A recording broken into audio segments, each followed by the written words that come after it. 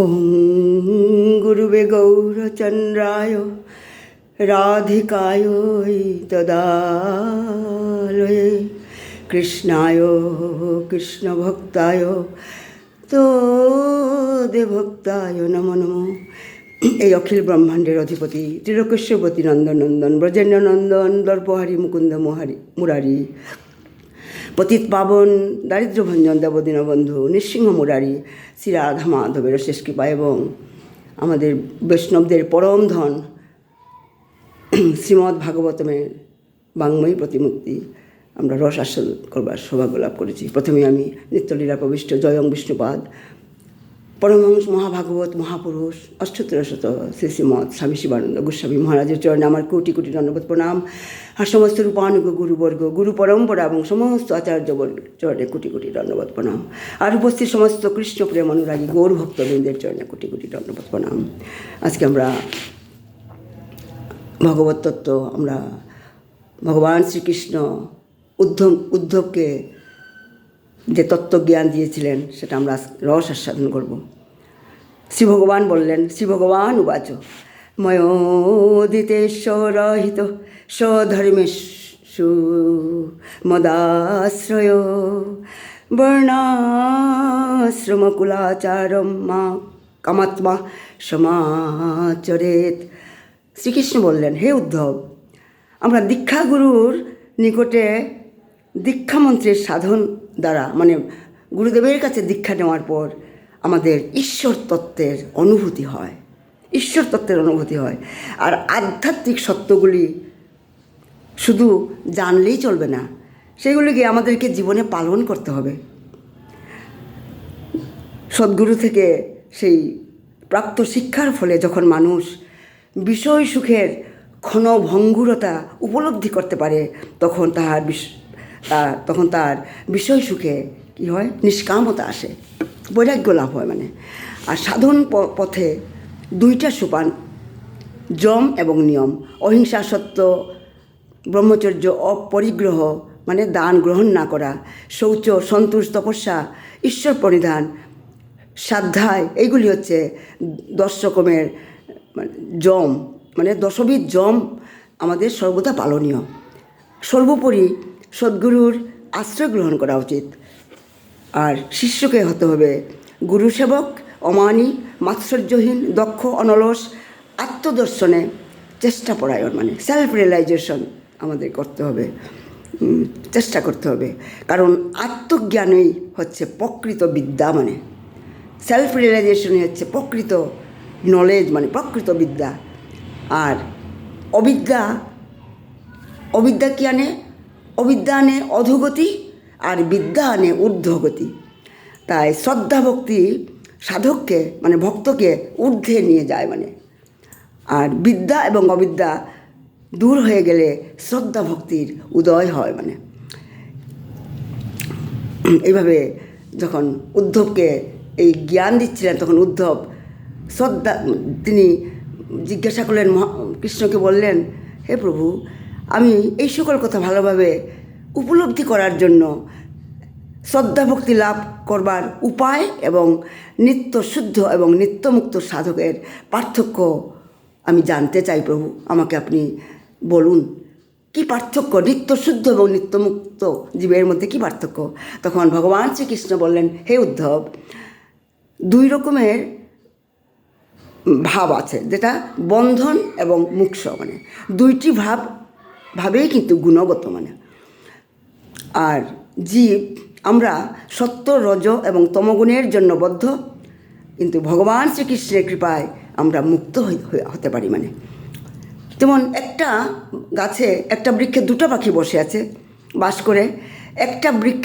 একটা পাখি বৃক্ষের ফল খাচ্ছে, সে হচ্ছে নিত্যবদ্ধ, আর যে ফলটা খায় না সে হচ্ছে নিত্যমুক্ত মানে। তাই নিত্যবদ্ধ এবং নিত্যমুক্ত। এখন বদ্ধমুক্ত এবং ভক্তগণের কী লক্ষণ এই সম্বন্ধে ভগবান শ্রীকৃষ্ণ উদ্ধবকে বললেন, গাং দুগ্ধ দুহাম সতিং চ ভার্যং দেহং পরাধীনমসতি প্রজাং চ বিত্তং তো তীর্থিত মঙ্গবাচং হীনাং ময়া রক্ষতি দুঃখ দুঃখী। ভগবান বললেন, হে উদ্ধব, শ্রদ্ধান্বিত হয়ে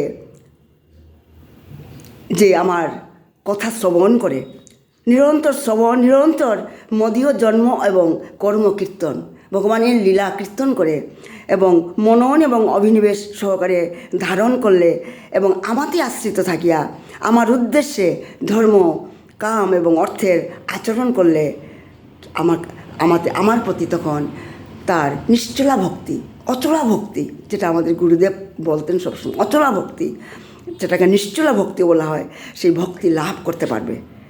ভগবান শ্রীকৃষ্ণ উদ্ধবকে বললেন।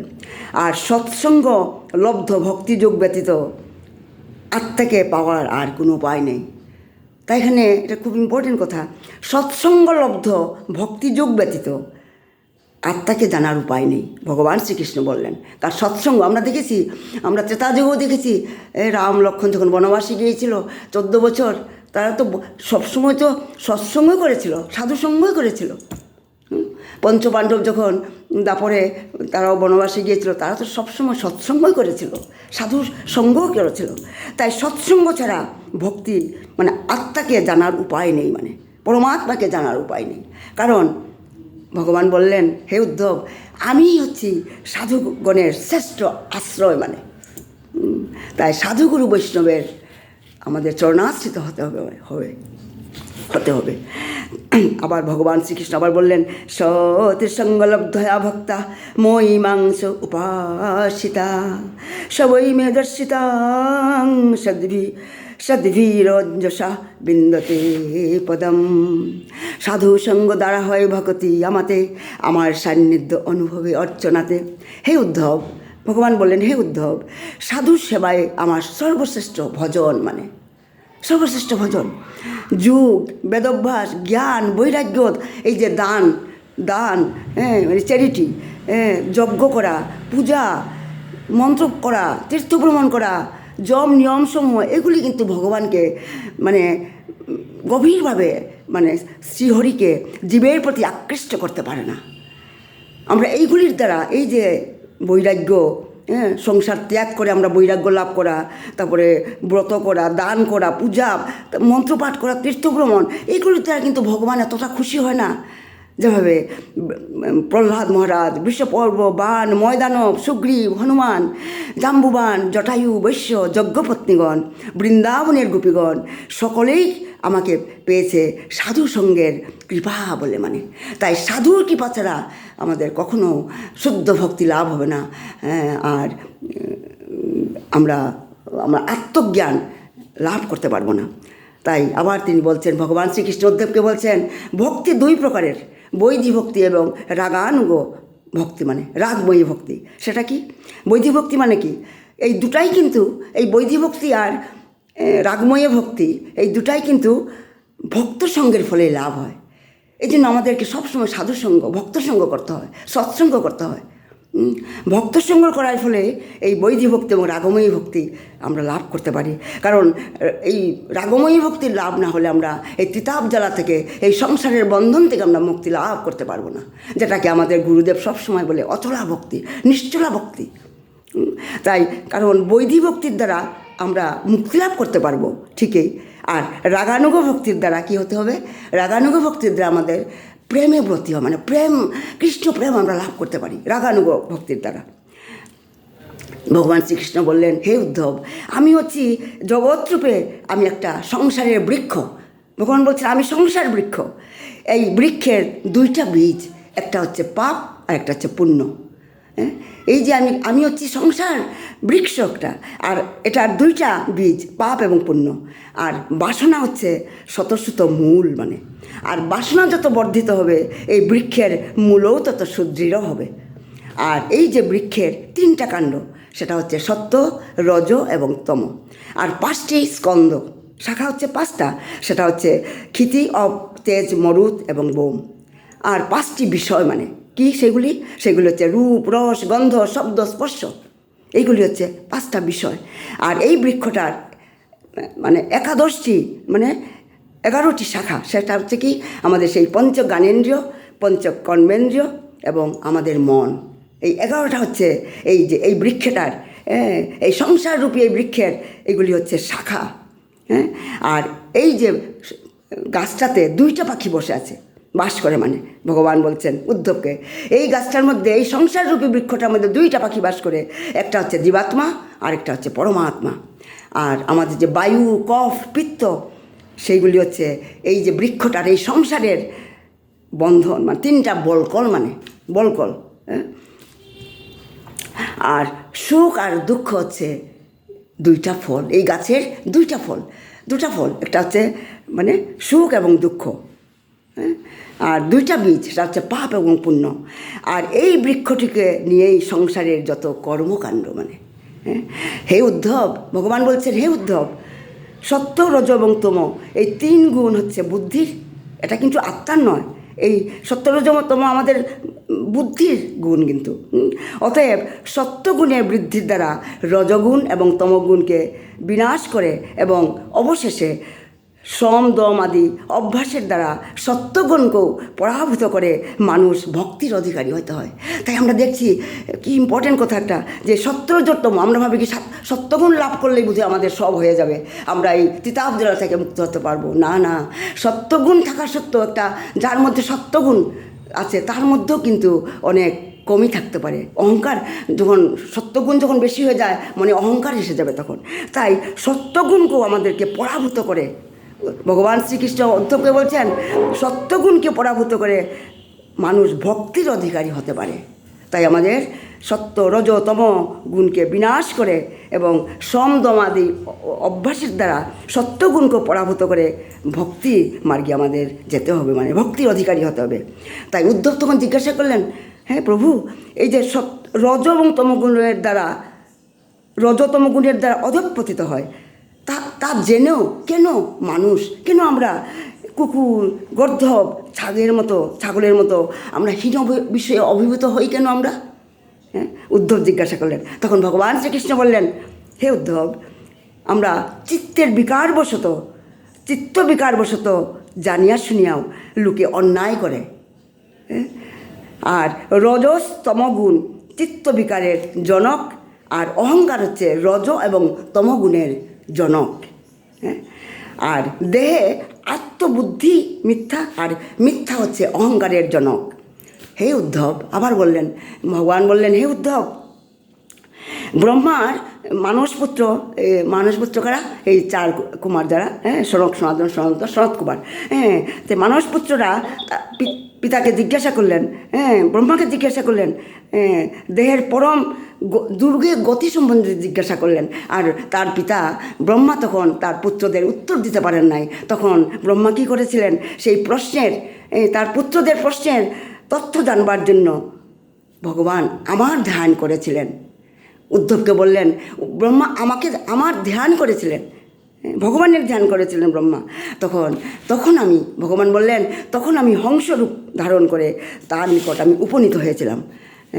তাই বলা হয়েছে, সমস্ত বেদার্থের সার নির্যাস ভক্তিযুগে যে ভক্ত আমাতে আত্মসমর্পণ করেছে, সে আমাকে ত্যাগ করে সেই ব্রহ্মের পদ, ইন্দ্রিয়ের পদ, পৃথিবীর আধিপত্য, পাতালের অধীশ্বরত্ব, যুগ, অনিমাদি, অষ্টসিদ্ধি, এমনকি মুক্তিও প্রার্থনা করে না। তাই আমরা দেখছি এটাই কথা, মানে আসল সারটা এটাই। ভগবান বলছেন উদ্ধবকে যে যারা ভক্ত তারা কিছুই চায় না, তারা মুক্তিও চায় না, তারা 5 রকমের মুক্তি আছে, সারূপ্য, সালুক্য, সাদৃশ্য, সাযুজ্য, ষষ্ঠী। এই 5টা মুক্তিও কিন্তু ভক্তরা, যারা কৃষ্ণ ভক্ত, শুদ্ধ ভক্ত যারা, তারা কিন্তু কেউ মানে মুক্তিও কামনা করে না। ইন্দ্রের পথ তো দূরেই থাক, ব্রহ্মপদ তো দূরেই থাক, তারা কিছুই চায় না ভক্ত।